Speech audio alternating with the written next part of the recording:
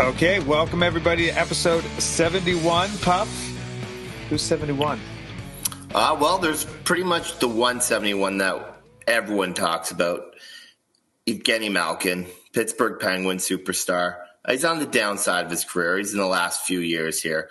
But when he was in his prime, him and Sidney Crosby were as good a combination as there was in the NHL, and they have the cups to prove it. Yeah, nice. Where's he from? Is he European? Russian. He's a Russian. Yeah. Okay. Right on. Yeah, I feel like I've heard that name many, many times, but he's still playing. How long has he been in the league? Do you know? He would have come in around 06 in that range, 05, 06. So he's coming on like probably close to 20 years. Right on. Yeah. Wow. Long time. All right. Well, today's episode, we have Shannon Crookston coming on, who is the general manager of the Young Bruins. Puff, you're familiar with them, right? Oh, yes. Our bitter rivals in the East Side. Yeah. So a Scarborough GTHL organization, she's the general manager. She's coming on to tell us all about not only about the Scarborough Bruins, but what it's like to be a general manager, but what it's also like to be the mother of 4 boys who all play in the G, which I don't think many people can relate to. No. Yeah, 4 in the G. That's a full-time gig. And she's now the general manager of the organization that 3 of her 4 boys are a part of. So pretty committed hockey mom and a good friend of both you and I, Puff, where Yes. Our kids have played together over the many, many years. So with that, why don't we jump over to the interview with Shan, hear all about the Scarborough Young Bruins and what it's like to be a GTHL hockey mom. Joining us now, a familiar face to anyone who has frequented a hockey rink in Toronto over the past 10 years. If being a mother to 4 GTHL playing boys didn't keep her busy enough, she's also the GM of one of the best-known franchises in AA hockey in Toronto, the Scarborough Young Bruins. I met her at an outdoor rink at Withrow Park many moons ago. She hasn't changed one bit. It's our friend, it's everyone's friend, Shannon Crookston. Shannon, welcome to the To The Rink podcast. Thanks for having me, guys. I'm super excited and nervous, but excited. Oh, no reason to be nervous, Shannon. We are harmless. Wow. So, Shannon, you have 1 son playing AAA for the Don Mills Flyers and 3 more playing AA for the Scarborough Young Bruins. But that didn't keep you busy enough, so you decided to take on the role of general manager of the Scarborough Young Bruins. Why did you become the general manager of the Scarborough Young Bruins? That's a question I get asked quite a bit. I don't know if I really had a choice, so to speak. When COVID hit, my oldest boy was playing for the Bruins, and his team kind of fell apart with the coaching staff and half the team going to AAA. And it all kind of happened super quickly. So I contacted the president of the association, who I had become super close with because I managed Aiden's hockey team. And I just kind of said to her, I go, listen, like, this is what's going on. Are you okay if I look and see if I can find a coach? Like, can I take this on? Would you mind? And she, being older, was super excited and happy for me to do that and her not to have to worry about it. So I just kind of fell into the role over the next year and a half. In talking to coaches, I actually found a person who wanted to coach the 2012 team. I happened to have a 2012 son. We weren't really sure where we were going to play. So that kind of organically happened. So that whole year I was doing more for her. The general manager at the time was her son, and he was, he's a police officer. He was on the road a lot. He has a young child who was starting in hockey herself. And so it was just too much for him to be kind of dealing with all of the day-to-day operations. And Carmen was just, it was harder and harder for her. She doesn't use technology. So every time we needed, a travel permit, we had to go to her house and she would print it off. And it was just like little things like that. So I organically kind of just took on the role without the ability to talk to the GTHL on her behalf. So we were over there for dinner one night and I half joked and said, I don't understand why you don't just make me your GM. And that was the punchline. Yeah. 2 days later, her son called and said, would you be willing to help my mom out? And, I kind of looked at it as an honor, because Carmen has just her son, Kevin, and this has been in her family for a really, really long time. And the fact that she looked at me as somebody worthy enough to kind of help her out. So I've enjoyed it for the most part. It's a lot more work than I thought it was going to be. Yeah. So what, like, if someone's wanting to be a GM of a club, what does it entail? Like, what is the day to day? If you could explain what you're doing as a GM, for anyone who doesn't know, like myself necessarily, I don't really necessarily always know. I know there's like our coaches and they kind of report into someone, and that someone will like talk about certain things, but that's all I really know. What are the day to day or the main things you do? It really depends on the time of the year. I kind of look at it in, I would say, 3 sections. So the first section right now is our tryout time. So you're finalizing your coaching staffs for next year, making sure you have tryout ice, getting ready for tryouts, making sure that all of your kind of your paperwork and stuff is in order.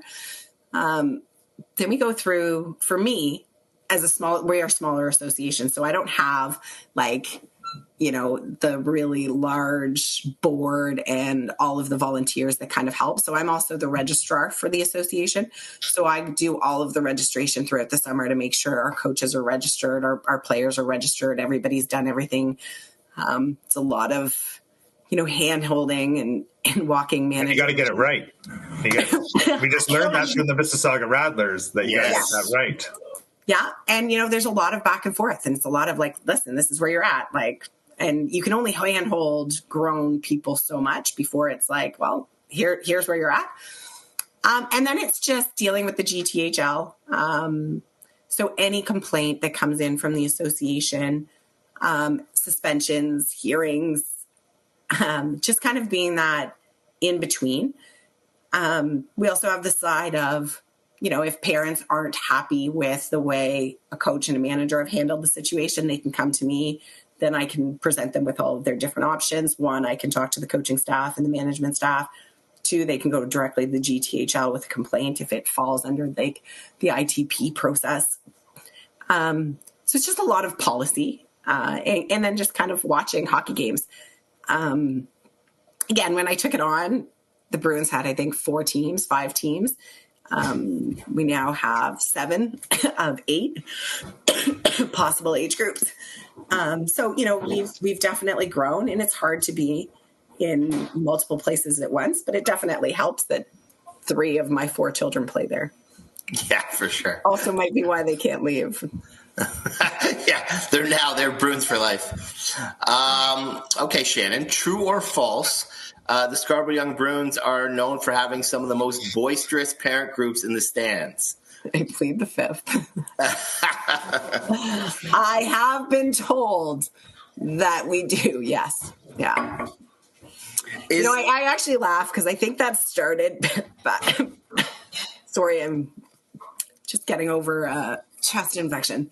I think that started back when Aiden was in minor, Adam, and Aiden's my oldest, and we weren't really fun to play against.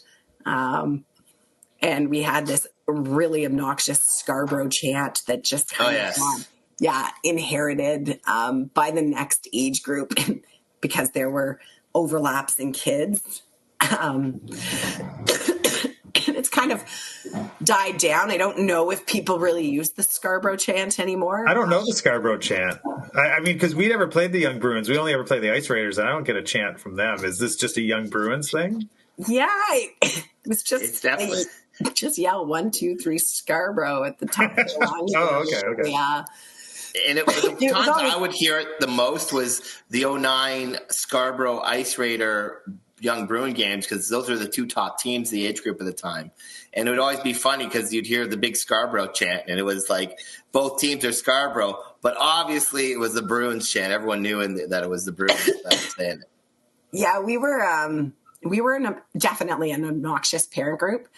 And I laugh, going back, and I think about, but I also think about all the fun we had. And, of course, cutting out the outside noise. It's the experiences like you guys have kids in hockey.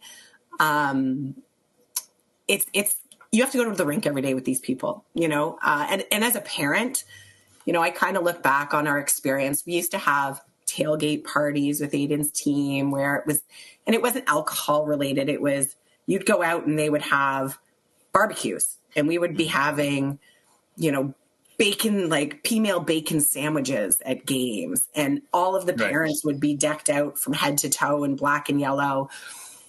It was just music playing and everybody was there. It would carry into the arena, and some teams hated it. And there's no alcohol involved at all. No, not with that group. That didn't help carry it into the rink at all. No, definitely not. But then, I laugh. Like, I remember the East final against the North York Knights, and like their parents were bringing it. They were bringing Knights masks, and like it just became a kind of a thing. As a GM now, as I hear it from other people about how obnoxious our parent group is, and I kind of watch it from afar, and I'm like, yeah, I could see how that would be annoying. Yeah, I could see that. I kind of see things a little bit differently. Sure. Which is really hard as a parent to kind of still show up at the rink. You have to play both roles. Yeah. And I've had to be honest with parents at the very beginning, at least on the 3 teams, that, listen, when I'm here, I'm a mom. Mm-hmm. I'm watching this game. But of course, you're naturally still watching it through the eyes of the GM. Yeah. But like, I don't want to talk to you about things. And I don't want people to come up to me. So I try not to stand there wearing makeup. I'm the GM. No. Yeah. I try to. Yeah. I do think it's fair, though, to say, in my experience, that any team I'm playing has an obnoxious parent group. That's just me on the other side of the fence. No, it doesn't matter who I'm playing. It's like, I think every group of parents has their own little, obnoxiousness to the other team, especially if you're getting beat. You're just like, the more successful your team I didn't mind losing, but those parents, Yeah. The more obnoxious you probably come across to other sets of parents. So beyond that, what else do you think differentiates the Young Bruins from other organizations, as it is like a well-known one, but smaller, and sort of you've grown it from 4 or 5 teams to 6, 7 teams? What's been the differentiator to bring people in, and what you think is the reasons to believe behind the Young Bruins? Great question. I think every team is different. Part of I guess my role is I don't tell right or wrong. I don't necessarily, I tell them the rules. I make sure everybody knows the policies, but I kind of let teams run themselves. We do have non-parent coaches pretty much on every single Bruin bench. As head coaches, there is non-parent coaches on every bench. Within the association, which I think differentiates us a lot from some of the other associations. But naturally, with that comes, you're paying for a paid head coach. But there's, I've heard from a lot of people that I talk to that they like that having that removed person where it's, not... You don't have to worry about them, whether or not they're making the decision that's in the best interest of the team versus in the best interest of a specific player. But every program has been run very differently. And I look back to when we decided to bring Aid into the Bruins, the program we were presented was like almost a double or a AAA mentality program in a AA environment. Right. A lot of ice time, a lot of training, a lot offered to the teams as a whole, which I think has really kind of carried over year over year over year.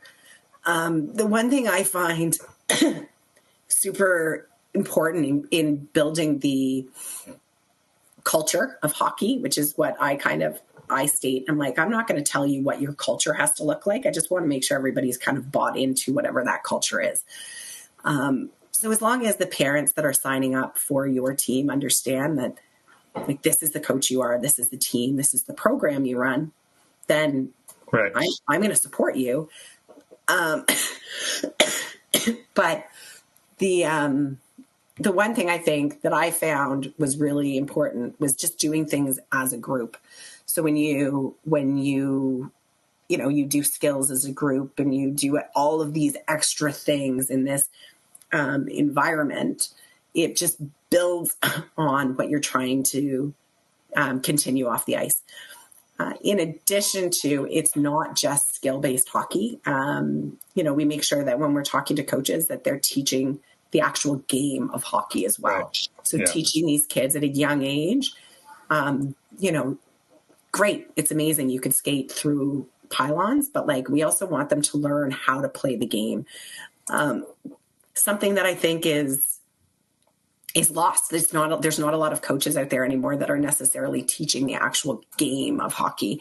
And so, we try to make sure that that is something that is being done, and that when they leave to go to play somewhere else, not only do they have the skills to skate around and make the pretty moves, but they also have the fundamental understanding of the game. Right. Nice. Perfect. What is the most challenging part about being a GM of a GTHL organization? Some of the personal attacks, I think, that come along with it, trying to separate yourself. It's, I won't lie. It's definitely not easy. I've had lots of conversations with, my husband about, what am I doing? Like, I'm trying to help make hockey better. And sometimes I wonder if it's taking the love of the game away from me. Yeah, you definitely have to sit in that position of a parent having fun. What are we doing? And then, everyone else's opinions, and there's many opinions on every team, and multiple teams, and having to manage all that has definitely got to be a daunting. Silencing the noise, is hard. Right. And I think that goes with anybody. I mean, it if you're a coach, you feel it. If you're you're a manager, you feel it. You in work, you feel it. Like, you're always trying to prove that there's a reason you're here. Right. Being a part of a smaller association, it's hard to really be a part of change. I can't really stand in front of the GTHL and say, hey, this is everything wrong with hockey, or, or like, I'm a very small voice. But at the same time, I do think that as a parent, I'm one of very few general managers that are parents of the game today. Yeah. I'm also female, which I think is the reason Carmen chose me, because I wasn't pushing her out like probably some other people. I think so. There's a lot going up against me, to be honest. You got to manage a lot. There's for sure a lot. So one of the things you got to manage is recruiting and bringing in some coaching staff, I guess. How do you do that, or what's your tactics on trying to get in the right coaches for the teams that you have? You already stated that there's a culture. You're fine with whatever culture it wants to be, just as long as everyone buys in on it. How do you make sure the coach really drives a lot of that culture ultimately on the team? How do you make sure you got the right coach marrying with the right organization there? I get asked that question a lot on how I hire my coaches. And so we do have, obviously we have an interview process. So they chat with me. Like, if they're interested, they reach out through email, just say, we're interested. Here's my experience. And then there's kind of a little bit of a gauntlet that they have to kind of go through before they get passed by Carmen at the top. But I think ultimately we have a lot of coaches that coach multiple kind of teams within our association, because it is hard to find the right coaches. Right. Where you can, you can just see that what they're doing has had success, and watching it being replicated. So we have a lot of older coaches that are mentoring younger guys or girls, like whatever it might be, but younger coaches on their benches, in hopes that within a couple of years, those younger people can kind of take over and have their own team, which we found has been good and it's been successful. So you spend a couple of years learning, and it also helps because you have the old school coaches that are still kind of stuck back in there, pick up a garbage can and throw it across the room when they're not happy. Oh, that's not good. No, which doesn't fly in today's day. That's what I do. I continue to learn on this podcast. GTH's worked some doors this season. Gets a little fiery. And then the younger guy that kind of understands like the new age of coaching and how to talk to kids, how to talk to parents. And so it's been a good, Jekyll and Hyde probably isn't the right, but you know what I mean? Yeah. So that's pretty much how we hire our coaches. A lot of interest comes in, and I just kind of have to go through and weigh it all and figure it out. And then we do try to reuse within the association. Now, would you guys, because you have some coaches that coach multiple teams. So say there's the U10 team coming in next year, and they had a parent coaching through like their, whether it's CDS or Giver, or not Giver, it's Clever, or whatever organization that they're in. But they're a parent that's run that team for the early stages. Would you consider bringing them in to your organization, or would they always have to have a paid coach on their staff? No, we're not against it. Ultimately, the paid coach is kind of more of what parents want, right? Mm-hmm. You need to be willing to pay for somebody to coach your team. So that isn't it's not a Bruin mandate that you have to have a paid coach on your team. It just so happens that every team we do have has one currently. But no, it's not. If somebody came and they had the right mentality and they wanted it, I find that it's becoming harder and harder to find good people that actually want to volunteer, like that the time to actually physically coach. Yeah.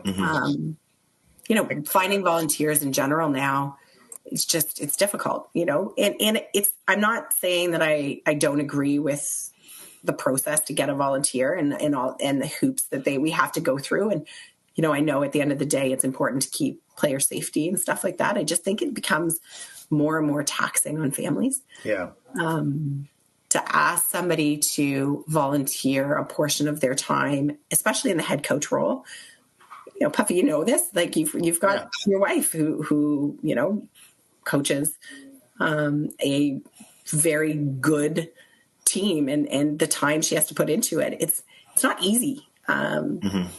So I'm finding like more and more people are like, listen, I'm really interested in coming. I'm really interested in being a part of your program.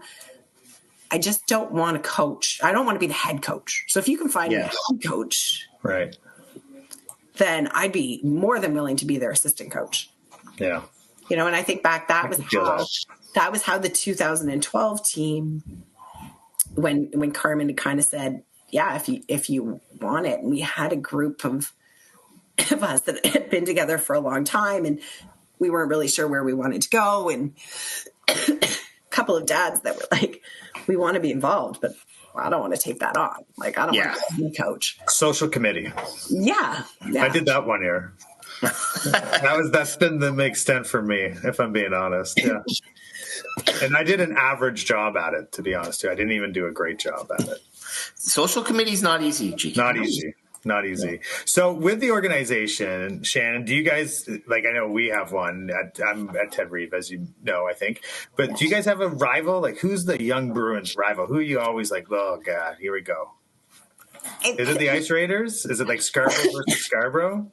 I think it really depends on the age group. Yeah, for sure it does. As you know, like, you have a 2009. We rival everybody. I feel by the time they've played against each other for so long, and then half the team or half the kids on teams you've either have played together, right? Yeah, they're fist bumping after go the game to school together, right. Or you in some capacity. So I kind of go to some of those games, and I'm like, oh, these are going to be super ugly. But yeah, I think every age is different. There's always going to be that big rivalry. I mean, I would say with the 2009, sure, Scarborough versus Scarborough, it kind of, it's always been there.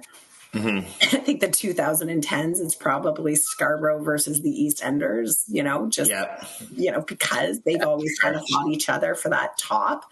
The 2000 I can speak to the 12s, probably would be Ted Reeve. Like, they've kind of always gone at it. Yeah.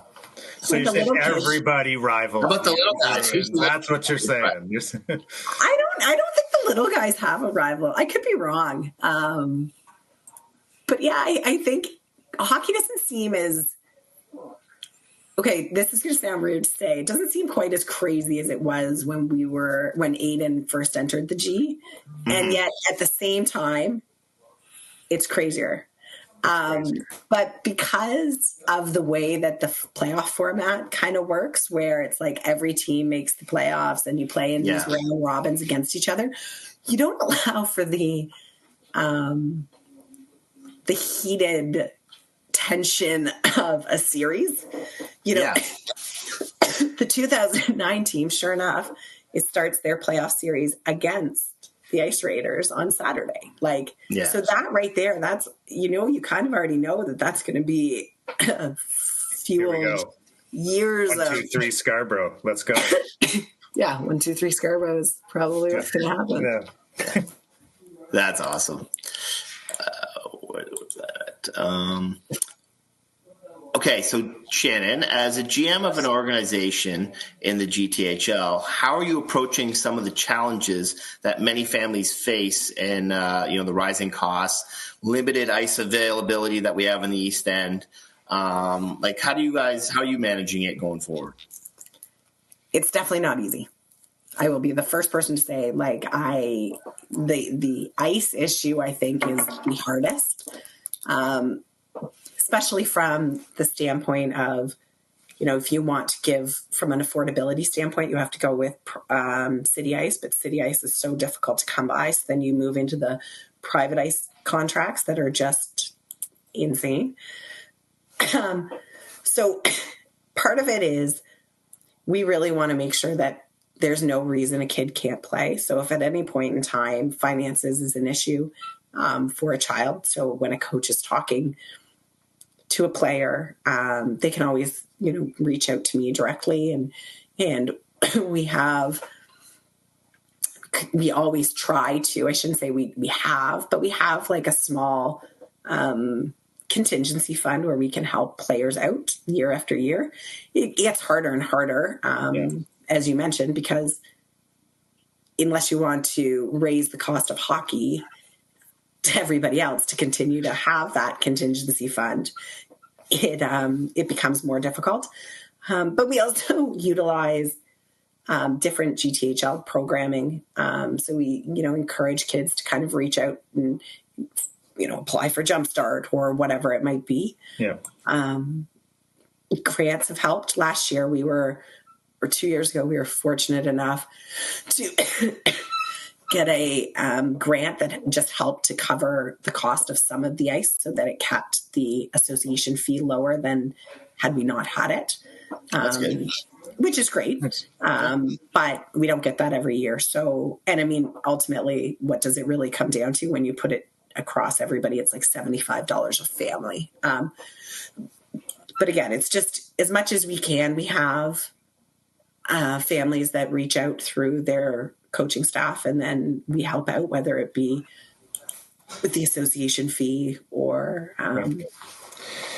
but it's a challenge, and it's a challenge I know everybody faces. Yeah And it's not easy. So Shannon, switching gears for a moment here, you've got one son who plays Don Mills Flyers AAA. You got your other sons who play in the AA Young Bruins, as we mentioned.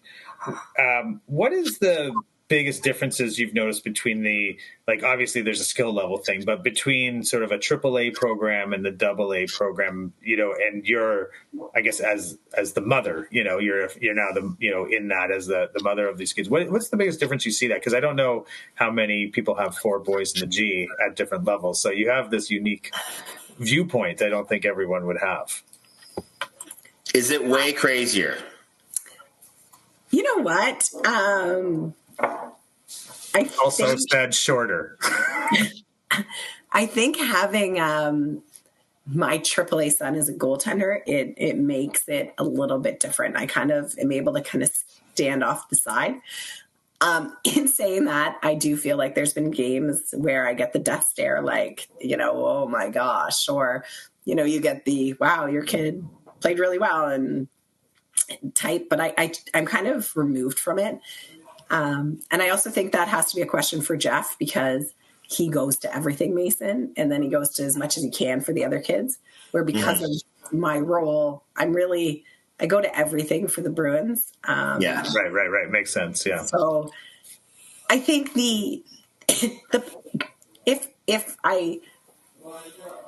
I think it's the same. A lot of, I think if you're playing on a competitive hockey team, it doesn't matter what level you're playing at.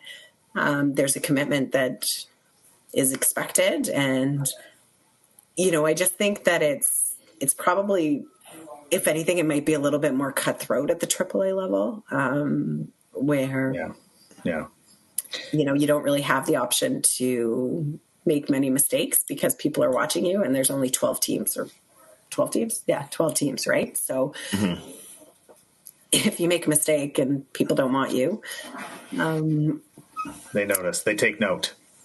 Yes. Yeah, but other than that, we've been really, really fortunate. I mean, playing for the Don Mills Flyers, under the coaching staffs that we've played for in the last 2 years, the culture on the teams have actually been really, really good and really, really healthy. So, I mean, don't get me wrong. I hear all the rumors and, talk to other people that are like, oh, we had a horrible experience here. We had a horrible experience here. And I think that like across all 4 of my children, I can honestly say we haven't had a bad hockey experience. It's amazing. Which is important, right? So yeah, I don't know. I can't really tell you that there's much of a difference between the levels. Okay. All right. Fair enough. And if you could run the GTHL for one day, is there something that you would implement to make things for the better? Besides, I think we should be using Live Barn for instant replays. In-season trades. In-season trades.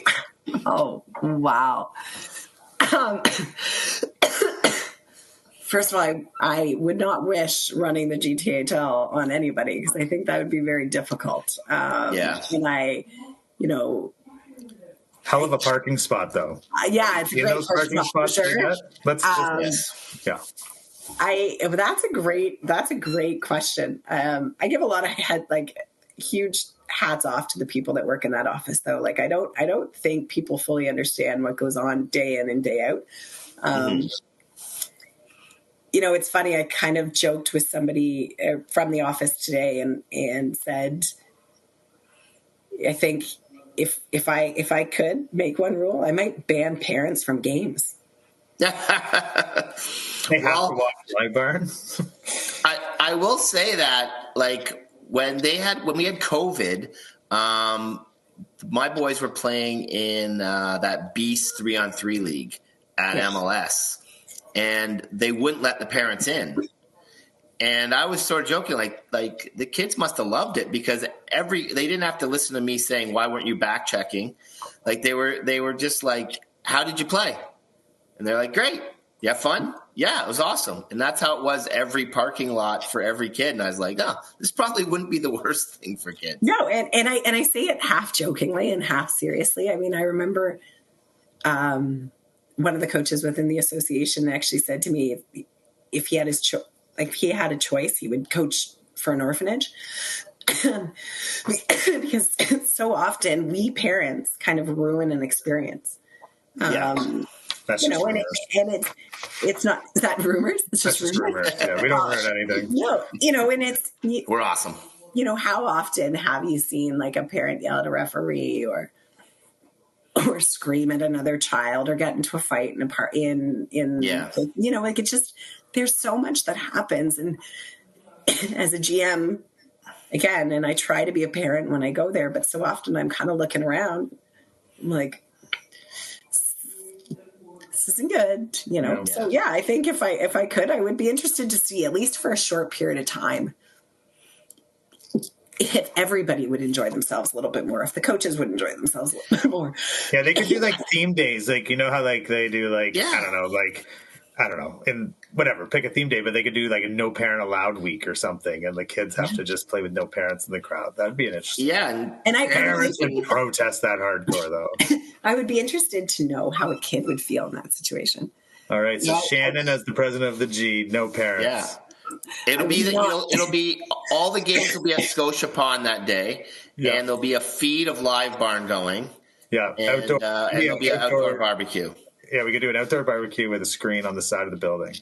And the parents can all get boozed up and then fight. I don't know if we need to add booze to the character, but sure, if that's what you want to do. Just kind of brawl out there.